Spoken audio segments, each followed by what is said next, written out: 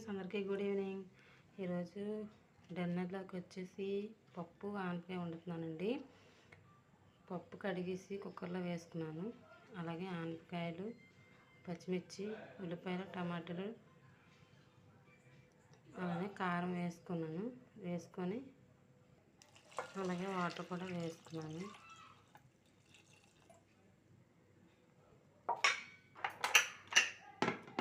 మూత పెట్టుకుంటున్నాను. గ్యాస్ వెలిగించి పప్పు పెట్టాను. ఒక 5 విజిల్స్ వచ్చిన తర్వాత తాలింపు పెట్టుకోవచ్చు.